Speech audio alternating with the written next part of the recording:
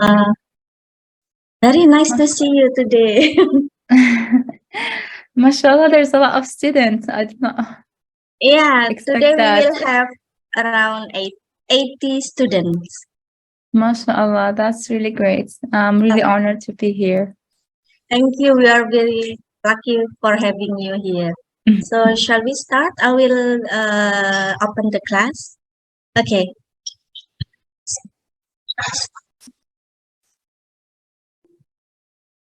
Okay, students. If you can open your video, please open the video. This is part of our appreciation to Dr. Samiah Kadri that already give us great opportunity to give all of you the class, and also part of our uh, attitude. Okay, please open your video.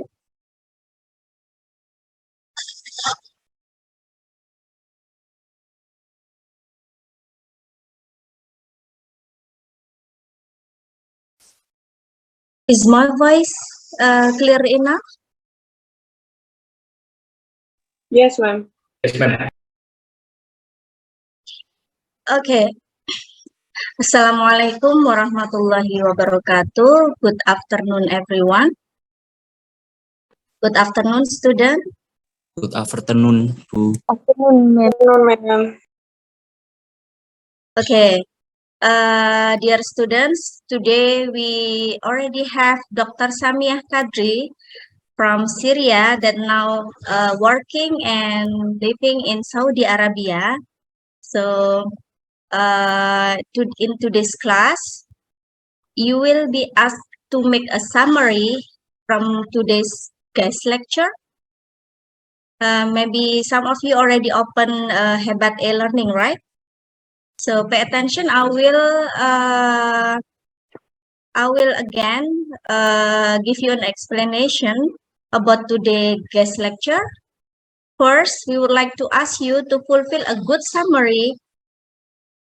Okay, fulfill a good summary paper, comprehensive and compact and also scientific. And the second, the length is around 500 to 600 words. You can use Time New Romance or Arial. If you use Time New Romance, please use font 12. And if you use Arial, use 10. In the A4 paper with normal margin, don't make it very narrow or very wide. And then upload in the portal in Hebat e-learning with the format. Please pay attention to the format so you will not make your lecture confused. So put your name, underscore, your student's identity number. And please, the last but not least, please, no plagiarism, okay? Do your work by yourself. Bu Ratna and Budi will know if there are some plagiarism between you and your friends. Even if it is slightly same, we will know. Okay, okay, students, we already have Dr. Samiah Kadri here. We will say hello to her before her lecture. Assalamualaikum, Dr. Samiah. Waalaikumsalam warahmatullahi wabarakatuh. Hello, Thank guys. you so much. Yeah, thank you so much to come to our class today. So now we have students of Medical Laboratory Technology study program from Department of Health, Faculty of Vocational Studies, Universitas Airlangga. They are now in second year from 3 years program. Mashallah. Alhamdulillah, now they are in the second years, and they already got bacteriology and also virology, parasitology, including helmintology, also protozoology and also immunology class. They also got hematology and also some clinical chemistry. But maybe for the 3 years program, they don't get specific on biomolecular class, but they know some words about PCR. Maybe they know what is PCR. Do you know, students, what is PCR? I would like to ask maybe Rosa. You already smile, so bright. Do you know what is PCR? I think Bu Ratna mentioned.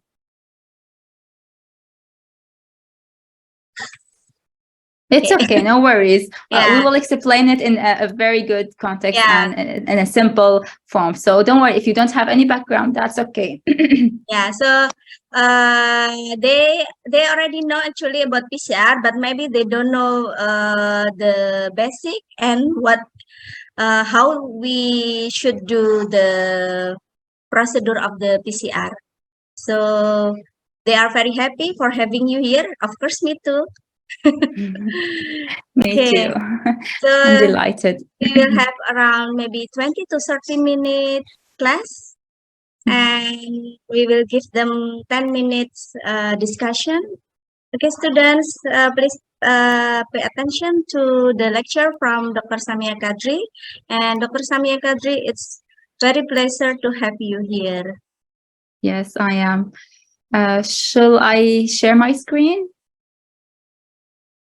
Would you like for me to help you to share screen or from your side? I think I can. Yes, that's good. Okay, thank you. Mm.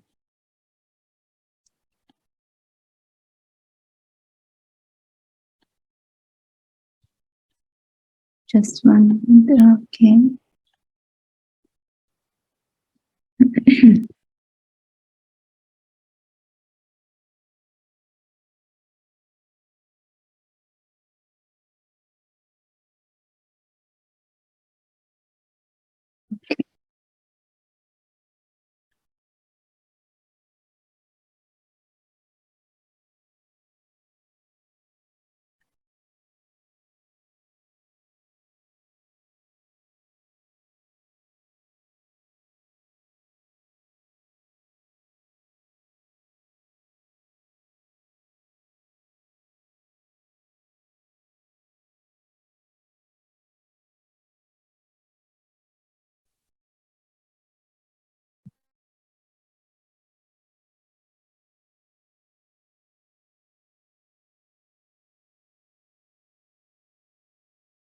Okay. Can you see the screen now? Yes, we can see clearly. Okay. So I will start. Hello, everyone. I'm really happy and delighted to meet you all. Hope the lecture today, my lectures today will help you in your future, in your career future. So today we will talk about polymerase chain reaction, PCR. What PCR stand for? It stands for polymerase chain reaction. What does it mean? We will take like simple background about polymerase chain reaction. First of all, polymerase chain reaction is a very cool technique that allows one to exponentially amplify DNA in the test tube in the lab. So in the test tube, you can amplify the DNA. Why do we care about that? Why we think that PCR is interesting, and why we really care about amplifying the DNA? So actually, it's interested because it means that you can take a very tiny piece of DNA and you can make lots and lots and lots and a huge amount of the DNA in the test tube, just in this small test tube. Can you imagine that? So you can start with very tiny DNA molecule, DNA concentration, and you can amplify it tons and tons of DNA. So who discovered that? The PCR has been invented by an American scientist called Carey Mullis at 1985. So let's talk about the basic idea behind the PCR, how this done, how we can amplify the DNA in this small PCR tube. So actually, to carry out a successful polymerase chain reaction, we have to add a mixture in this PCR tube. So this mixture, there's four main components that we needed to be the main four components that need to be or we need to mix it inside this PCR tube. So the four important ingredients. First of all, we need to have the double DNA strands. Can you let me? Maybe I need to see the pointer. Okay, here.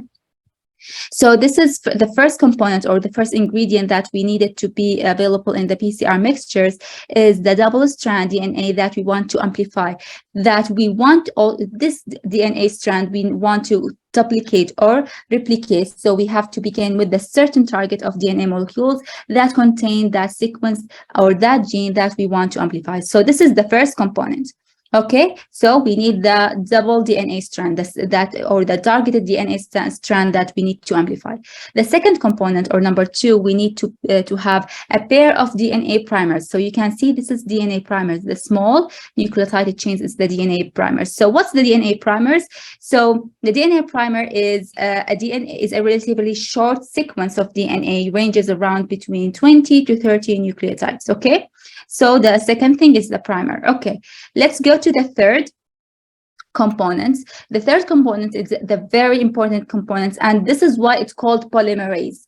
We need polymerase or called polymerase chain reaction. The first name is polymerase. It's belong to or stands for DNA polymerase. Okay, so the number three or the component number three is we need to have a heat resistance DNA polymerase. So the reason we need to be heat resistance one is because we are going to carry out the reaction at a relatively high temperature. So now DNA polymerase is needed because that's the protein complex that move along the DNA and replicates the DNA. So what did the DNA polymerase? In a short, we will talk about it in detail in further detail, but the main idea that the DNA polymerase will go and move along the DNA strand and replicates this DNA strand. Okay, so this is the main enzyme that's needed in the mixtures. We will do the function of the PCR or polymerase chain reaction. The fourth component is the DNTP, or we call it the different types of deoxyribonucleotide triphosphates. So remember, we have four types of deoxyribonucleotide triphosphates. And if I ask you to can you tell me with what these are for DNTP? Can you tell me? Anyone? You can raise your hand or you can like type on the chat. There's four. I will give you a hint. I will give you one. We have the first one, for example, adenine. We also have anyone? Yes, DNA. Yes. Can you repeat, please?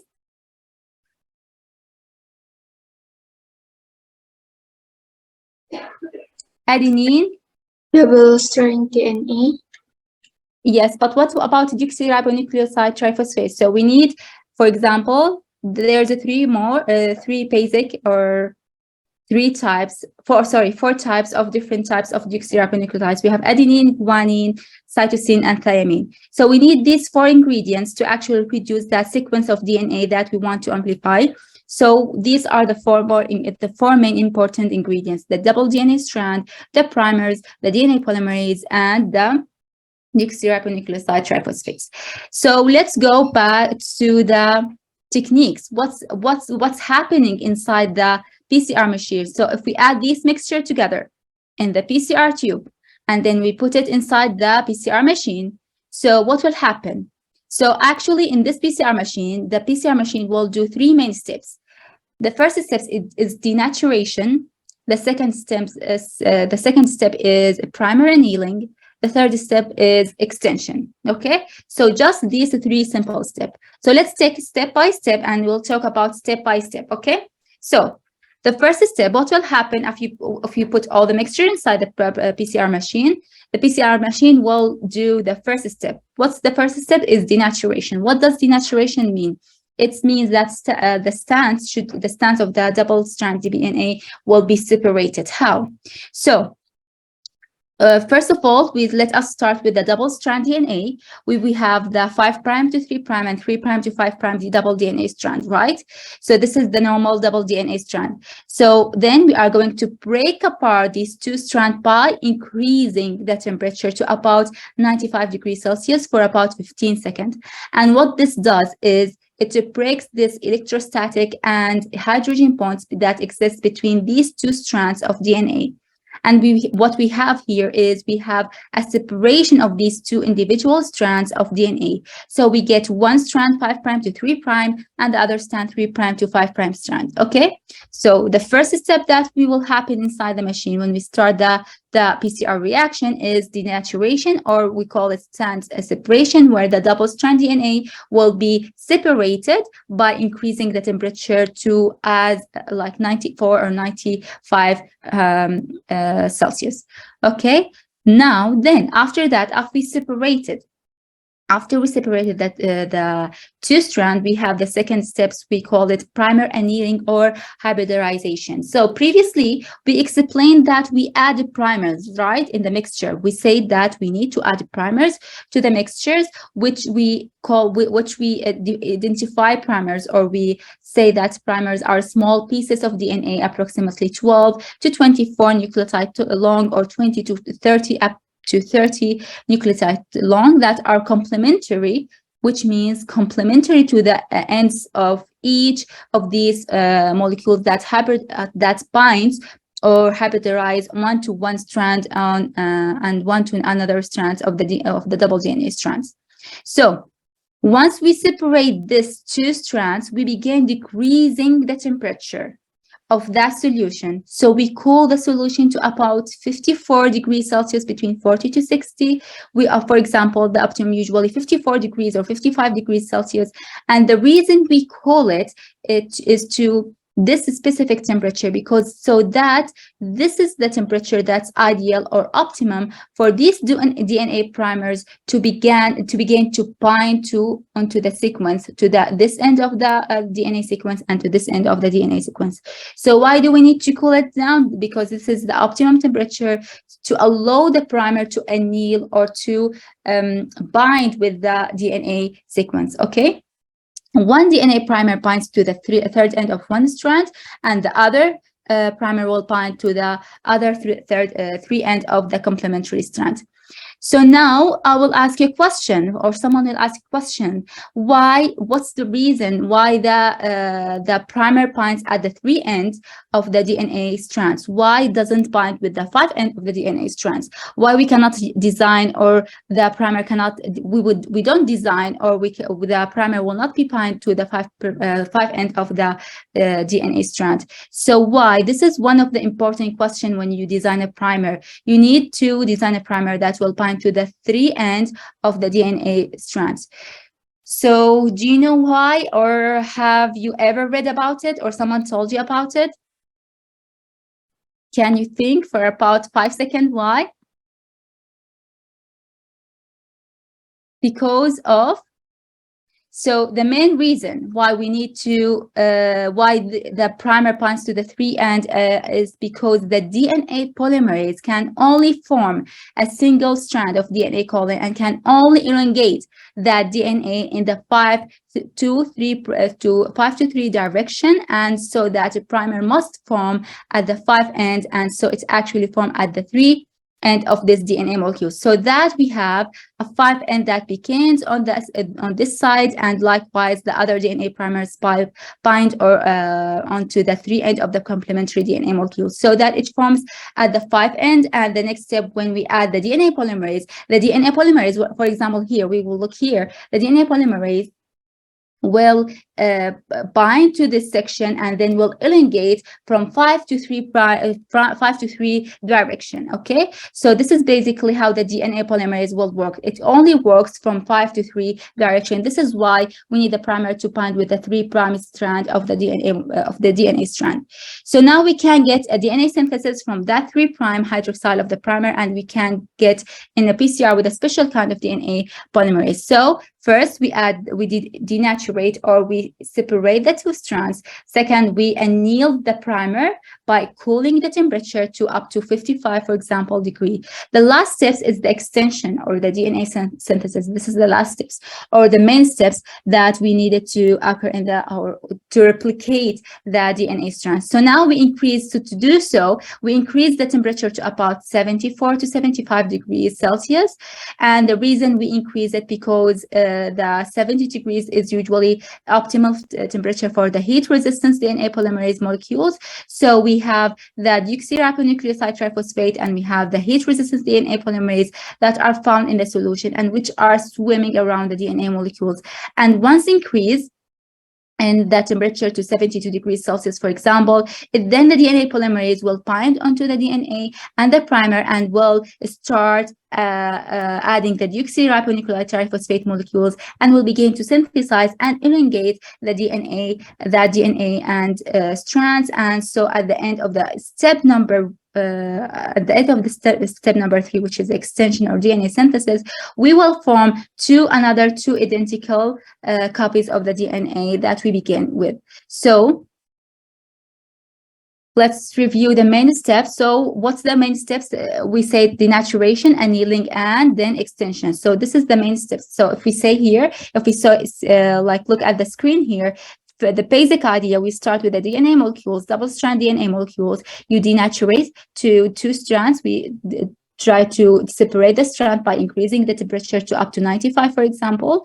So we break these two strands apart into two single strands, and then we use a primer and a DNA polymerase to amplify both of the strands so that you can get more DNA. So we started with one DNA molecules, as you can see here. We started only with one DNA molecules, and after one cycle, what happened after one cycle? So after one cycle, we have two identical double-strand DNA strands that we started from the only one strands. Okay, so now what's the big deal about the PCR? Why the PCR is very important? So what's the big deal about that? It's just denaturation, annealing, and extension. It's not a big deal for it's really simple. The big deal is that you can do so. What we did in the PCR in one cycle, one strand give us two strands, right?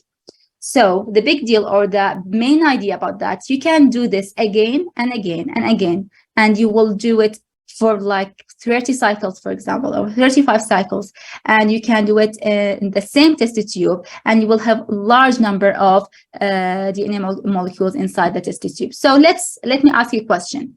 In cycle 1, we have two molecules. So let's allow cycle number 2 to take place, because now we have the two DNA molecules, and at 1 we begin with 2. And so after 2 cycles of each of these, we will amplify it to 2. So after 2 cycles of PCR, we are going to have how many copies of DNA? So 1, let me just, okay, here. So 1 strand gave us 2. Now let's allow cycle number 2. In cycle number 2, we have 2 strands. Each strand will give us how many new DNA strands? We will have 2 from this strand and 2 from this strand, right? So in cycle 2, how many DNA molecules we will have? We will have 4 DNA molecules. Now I will ask a question, and I expect everyone to tell me the answer. What will happen if I allow for another cycle, for cycle number 3? Can you tell me?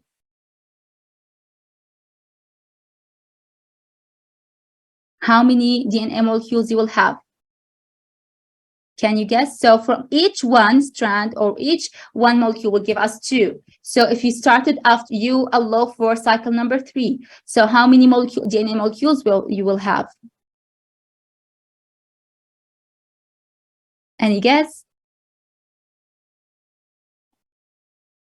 Maybe 8 molecule. Right, exactly. How did you find this out?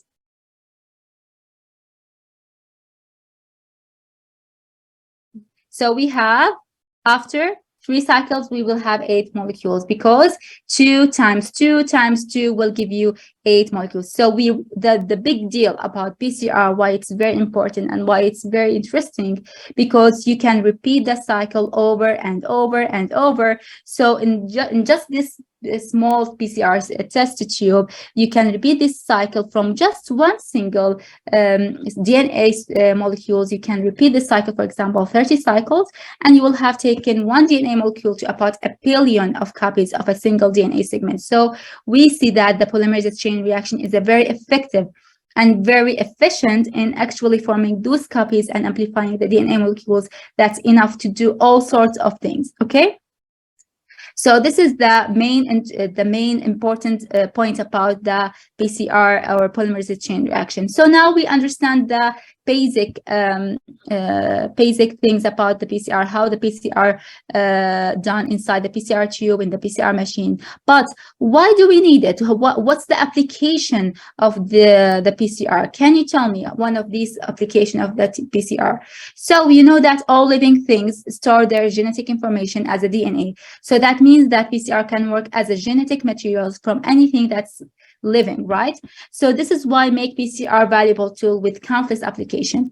So with PCR, you can start with only one molecule of DNA, and then you can use it to do all sorts of things, including diagnosis of the disease, or for example, identifying bacteria or identifying viruses. For example, you can take a tissue, or you can take tiny amount of cells or a sample from the patient, for example, nasal swab or mouth swab or any kind of sample from the patient, and you can extract the DNA really quickly, and you can do the PCR reaction to figure out if there's any number of different type of viruses is present, or kind of pathogens or bacteria, or any kind of inherited disease. We can test it also if any kind of inherited disease found in this patient. Also, the PCR is important for limitless applications. So it's also important for evolutionary studies, for example, for forensic analysis, paternity testing to prove the paternity testing as well, crime investigation, genome sequencing projects. So the application of the PCR reaction is limitless because of the easiest and the principle of it's just a small amount. We just need this tiny amount of DNA molecules, then we can amplify to large amounts of DNA molecules that we can then run some tests to depends on the application or what our goals from this PCR reaction. So this is the main things about the PCR reaction. One thing about the PCR reaction is for example, during when you are going to do the PCR reaction is to keep everything on ice, because you have polymerase, you have the NTP, you have some enzymes, so you need to keep everything on ice to make sure that all the reaction, all the equipment and the materials will not be destroyed under the heat. So keep everything inside the ice pocket. Also is usually the volume that we use when we are preparing this PCR mixture, as we said before, that we prepare all the mixture inside the PCR tube. So usually the mixture or the volume of liquids in a PCR reaction is very tiny. So be careful about the micropipette. So try to take accurate measurements or accurate and transfer it very accurately and very quickly to the PCR tube. Try to practice on how and check your measurement twice before adding the sample inside the test. And also the last thing is the PCR machine. We need to program the PCR machine according to for example, the condition of based on the for the example, the DNA or the polymerase that you are going to use. So make sure that you are using the correct programs designed based on the PCR machine and the polymerase that you are using, and also on the purpose of the the reaction that you are using it. So that's everything for the PCR reaction. Hope you enjoy it. Do you have any question? Okay. Thank you so much, Dr. Samia. Is very clear explanation about polymerase chain reaction. I I learned also, Dr. Samia. Thank you. So, Thank you so much. So I already mentioned many times about PCR to my students when we are in the virology class and also in the parasitology class that you can detect this virus and parasite using PCR. But this is the first time for them to know clearly what is polymerase chain reaction. Thank you so much, Dr. Samia. So students, you already have like half an hour uh, to learn about polymerase chain reaction or PCR. So if you have any question, any kind of question, it's okay. That's okay, Dr. Samia. yes, So sure, no problem. You can help me with that as well. yeah, we are learning from question from student, right? Yes, exactly. MashaAllah. Yeah, alhamdulillah. So students, if you have any question, any kind of question, it's okay. You can just raise your hand or just open your mic and start to deliver your questions.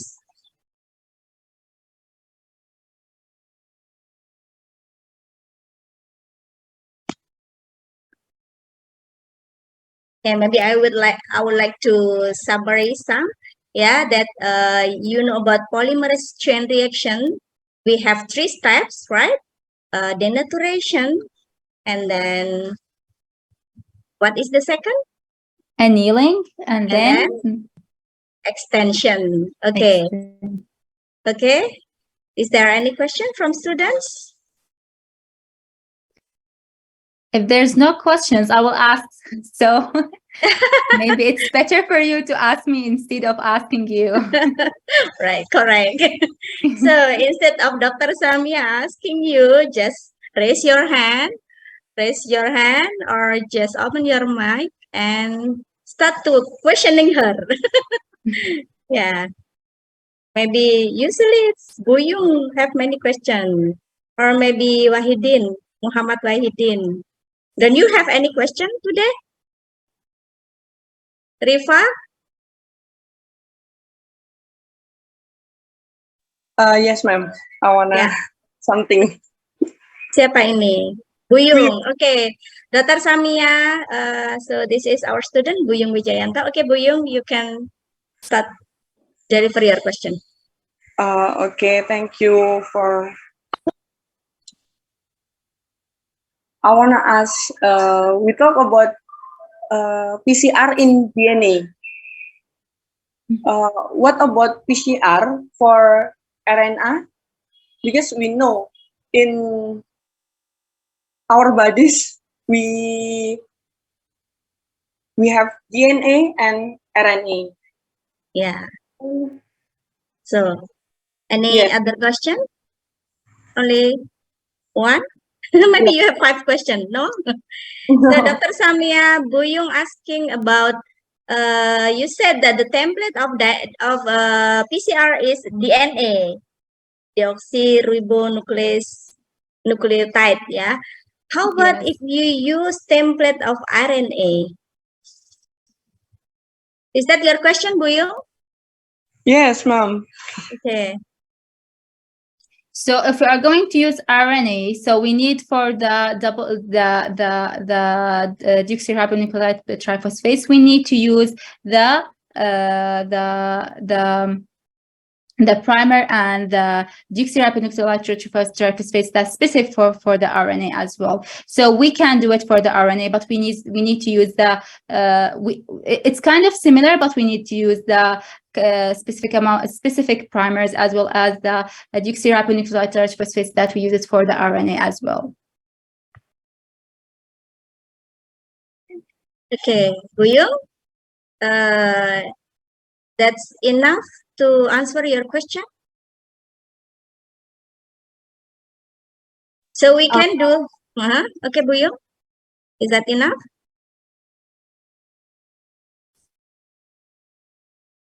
Yeah, I think enough, ma'am. Okay, so you can use RNA as a template for doing PCR. Okay, is there any other question?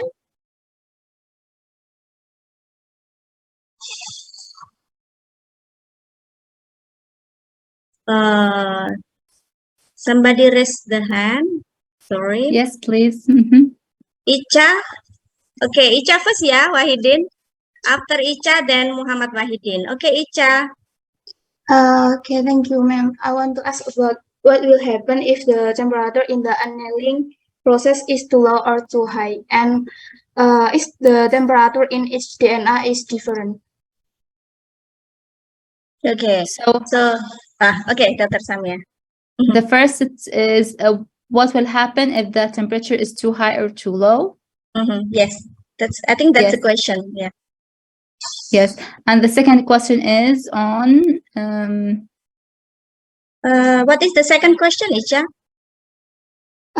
Temperature in each DNA is different.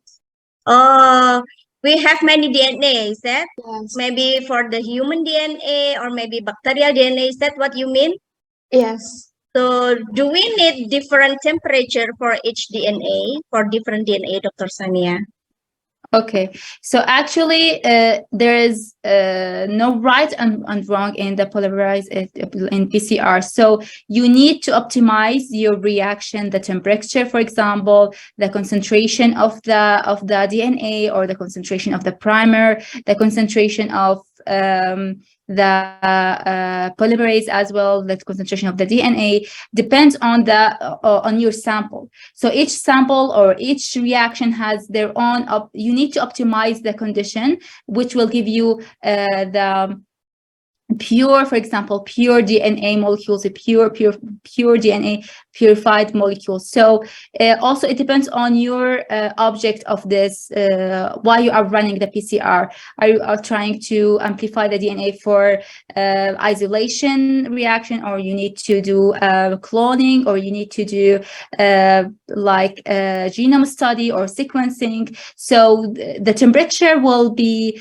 different based on different kind of things. For example, the concentration, the type also of the DNA is as well. It may affect the, we need, for example, to increase or decrease the temperature, as well as the primer as well. For example, what's usually when you order a primer, they will tell you what's the optimum temperature that you can use it, where this primer will bind easily to the DNA strands. So it depends on many factors. You need to try. You need to first of all search for all the on the previous protocols. Depends on your DNA sample and the polymerase that you are using, the primer that you are using, and then try and see if you got your results.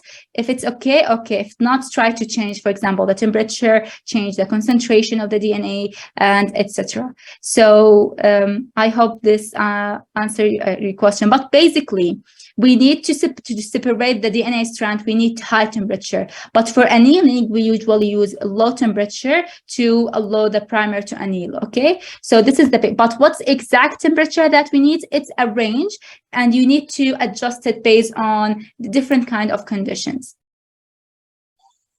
Yeah, I think that's clear, Icha, right?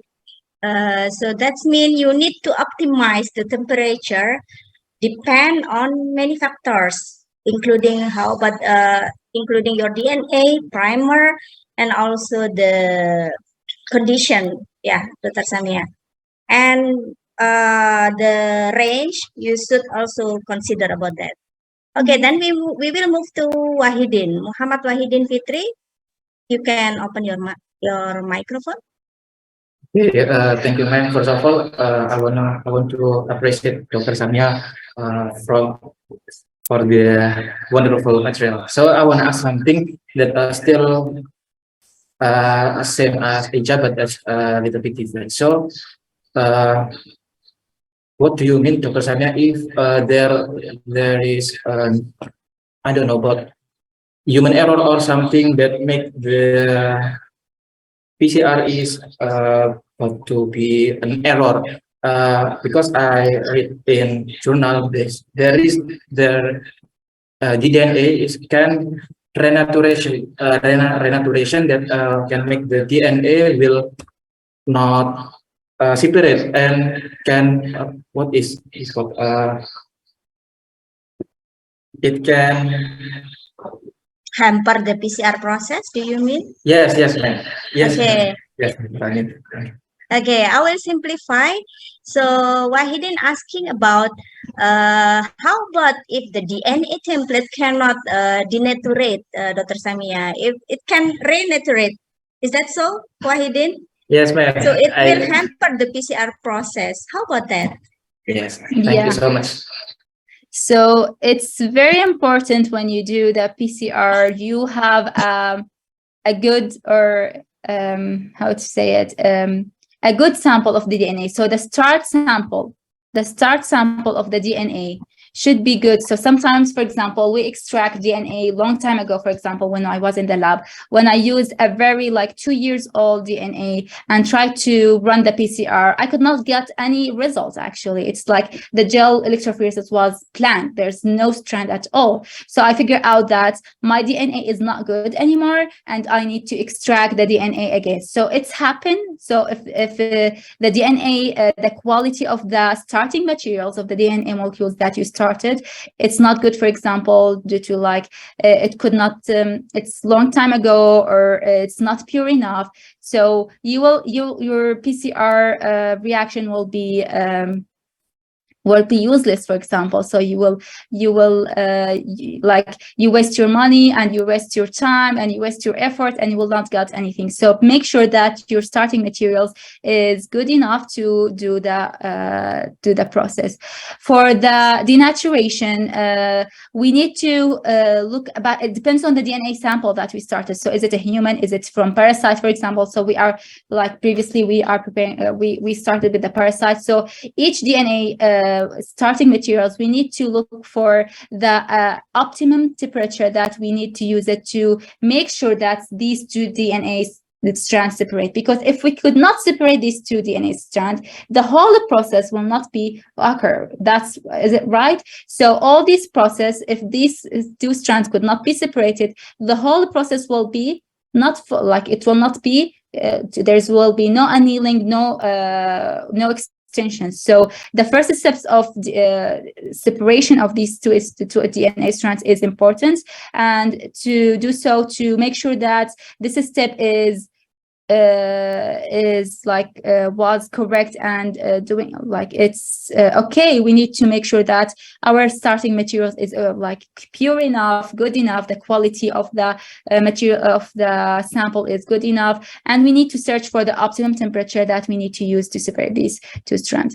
I hope this is answered your question. Yes, of course, ma'am. Thank you so much, Dr. Samia. Yeah, Thank you so that's much. important. Yeah, Dr. Samia. Important to check the purity of your starting material. Is that so, Dr. Samia? Yes, exactly. Okay, Dr. Samia, it's very interesting to listen your lecture and explanation. But now we still have 3 more questions. Is that okay for you? Yeah, no problem. I hope, No yes, I hope I problem. can help them. Yes, Okay, yes, then sure. we will move to Herstita. Okay, Herstita, you can open your mic. Okay, thank you. I want to ask about the ice cube. What if the ice cube are replaced with a freezer or cool box? Is there a certain temperature to keep the reaction? So you mean the optimum temperature of the ice pockets, or right? Yeah, maybe. Okay, Mhm. Herstita. Yes. So Are replaced with a freezer or cool box? Maybe so Herstita actually, afraid the ice will be melting. okay. So usually you should do the reaction in, because why we need to do do it on ice pockets, because we don't need to first of all, because you are dealing with enzymes, so you need the enzymes to be viable. If it's if, for example, in my area it's very hot, it's 50 or 40 degree, this will denature the enzymes. This is first thing. The other things is because on like 55 degree and 65 degree, so we don't need to start the reaction yet. So we don't need the PCR reaction to start yet with the heat. So what we need to do is to keep the temperature usually around 4 degrees. So for example, if you don't have ice pockets, you can move to ice, how to call it, cold room, where the cold room is like a room, whereas the temperature inside the room usually around 4 to 5 degrees. So this is kind of temperature that you need to it's the most important thing is to keep it cool, like 4 degree, 5 degree, but you cannot use a freezer, because if you use the freezer, the sample will be freeze, so you cannot mix it. And it's very important, after adding all the mixture, you need like to flick it or to like pipe it up and down to make sure that the polymerase, the DNA sample, and the primers are mixed together very well before adding into the PCR machine. So you cannot use a freezer, because the freezer will like freeze for example, the primer will be freezed at the freezer. So you need to actually 4 degree around that. It's okay. If you don't have ice pockets, you can do the reaction inside the cold room as well. Yeah. When you mentioned about the cold room, I don't know, maybe students start imagining that we go inside the refrigerator. Yeah. Because we don't have cold room in Indonesia. Maybe I mean we have, but maybe it's not so many institutions have a cold room as in Japan. Yeah. Yeah. So maybe there are cool box, right? Maybe. Yes, Yeah. as well. Yes, cold box, you can use a cold box that already has been put in the freezer, where they can keep the temperature of the sample for a while, cold for a while. So that's okay as well. Yeah. Okay. I think that's clear, Hersita. Yes, ma'am. Thank you. Okay, we will. Is that okay? We will move to Dwi Nurlianita, Dr. Samia. Now Yes, they yes, are sure. starting to raise their hand. Now they are starting to become interested. That's good. That's a good sign. Yeah. Okay. Dwi Nurlianita, you can start to deliver your question. Okay, thank you, ma'am. I want to ask, usually this PCR is used for clinical sample. If the sample comes from meatballs, is the method used locally the same if using clinical sample, or is it different? From meatball? Bakso, you mean? Yeah. Okay. Now we are talking about food, Dr. Samia. We love food. How about the sample is Okay. from meatball? So what do you want to search for the meatball? Why do you want to use a meatball as a sample? Do you want to search for a virus inside it or a bacteria? If that's so, yes, you can. So PCR can deal with anything that's live. So if you want to look for a virus, bacteria, or for example, you want to look for if you added a plant, for example, ingredients. So you want to look for an ingredient of the meatball. You are looking for a specific ingredients. That's a source of the plants that we have. We already have the library of DNA library of this kind of organism, of plant, animals. Yes, you can use the meatball as a sample, extract the DNA, and then search for the thing that you are looking for. I think if this is what you are looking for, if you are looking for something live, yes, you can sure start with any sample. How about that? Dwi Nurlianita, is that answer your question? Enough, ma'am. Thank you. Okay, thank you, Dwi. Now we will move to Yusria. Yusria? Okay, you can start your question. Okay, thank you for the change, Dr. Samia. I wanna ask, it was mentioned that we can repeat the cycle several times over and over.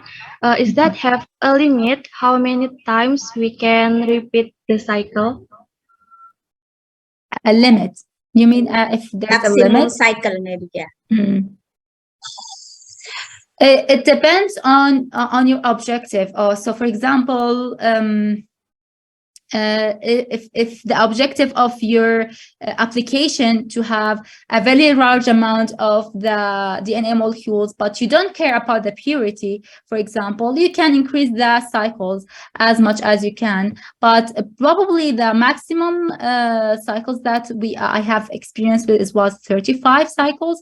More than that will give you like a lot of strands. The primer will the polymerase and the primer will make like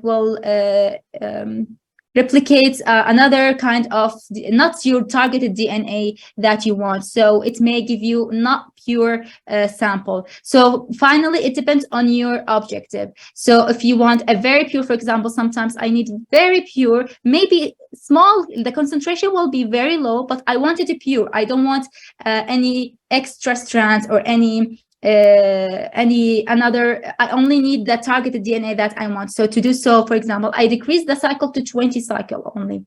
But sometimes it's okay, I don't care about the purity, I just need to, for example, to test something very quickly, so it's okay, I'll increase it to 35 cycles. So it depends on your objective as well. What's the purity that you want, what's the sample that you are dealing with, what's the objective that you are trying to do with this PCR. So I think the cycles, it's variable, depends on your objective of the study. Okay, I think that's clear, Yusria. Yeah. Yes, thank you, Doctor. No problem. No Okay. problem. Okay, there is one more question. Maybe this is the last question, okay, students. Zahra?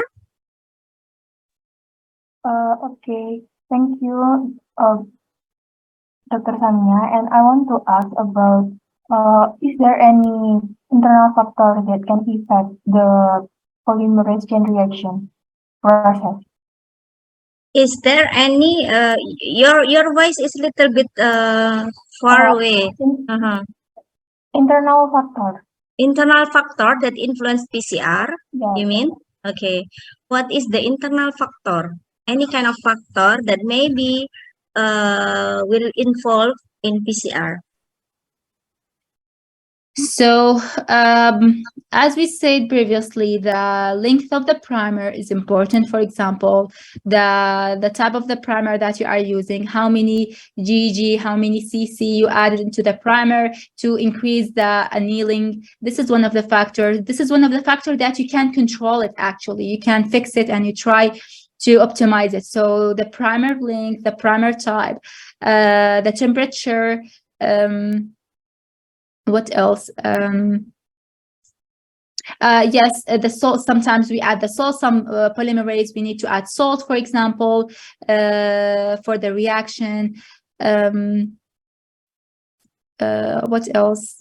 Yeah, so basically the temperature, the cycle as well is very important in optimizing, and it's also a factor in the PCR reaction. So the main factors that will affect the PCR is the concentration as well, the concentration of the DNA sample that you started with.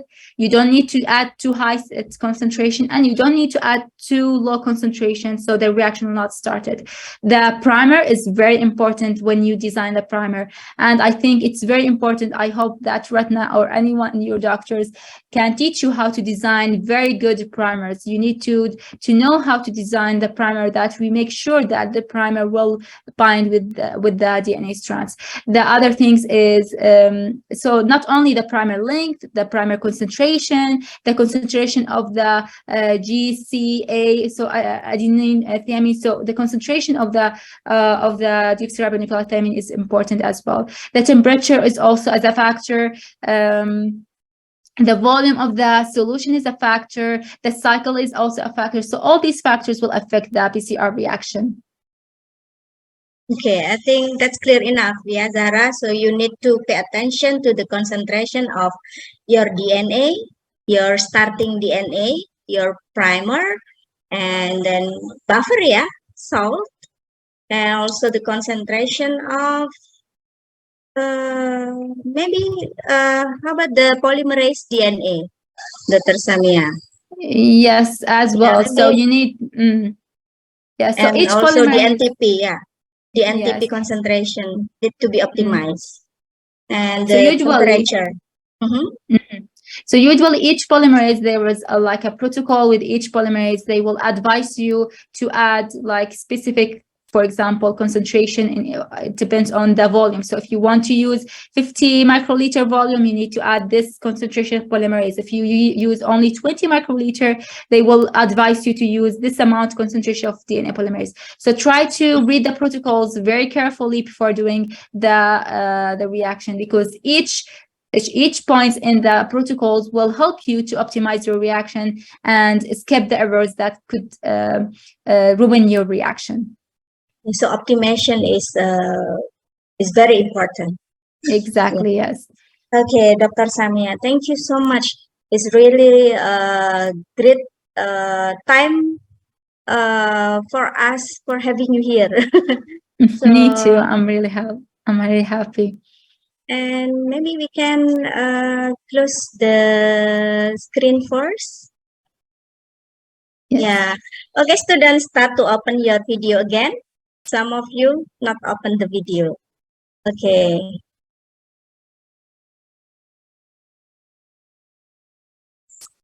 Okay. Uratna will wait.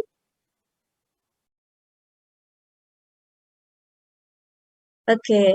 I'm proud of you because you can practice your English with confidence. Even my English is not good, Dr. Samia, yeah? No, mashallah, your English is very good. Yeah, so I'm proud of them because they starting to confident to speak in English in terms of science, because it's not easy, right, to speak in English use in scientific way. So okay, as maybe can we take some pictures, Dr. Samia? Yes, sure. Is that okay? Yeah. So Yes, of course. yeah, okay, students, open your camera. We will take some pictures. Okay, then slide 1, smile.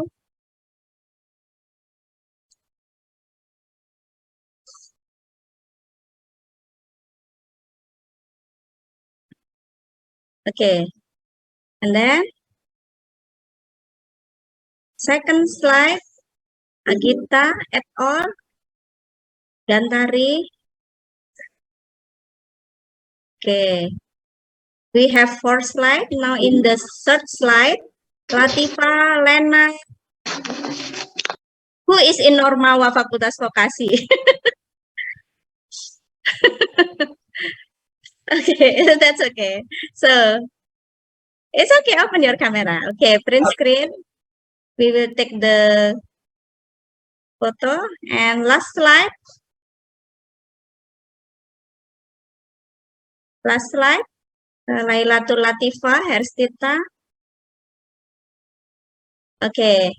Okay, finish. Dr. Samia, we would like to thank you so much for your today's presentation, for today's lecture, and your willingness to come to our class. It must be very useful for my students.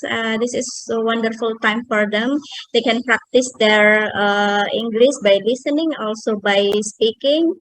And yeah, we cannot say more, but it's really great time for us for having you here. Thank you so much. Have a wonderful days. Thank you so much. I hope you learned something from me today. And if you have any question, you can reach me. You can take my email from Ratna, Dr. Ratna. And please, you are really lucky. I want to say you are really lucky to have Dr. Ratna. It's really amazing teacher. So take advantage of her, but be nice with her as well. Be nice to meet students. Thank you, Dr. Samia. See you again So next you. Bye-bye. time. Wassalamualaikum warahmatullahi wabarakatuh. Waalaikum assalam.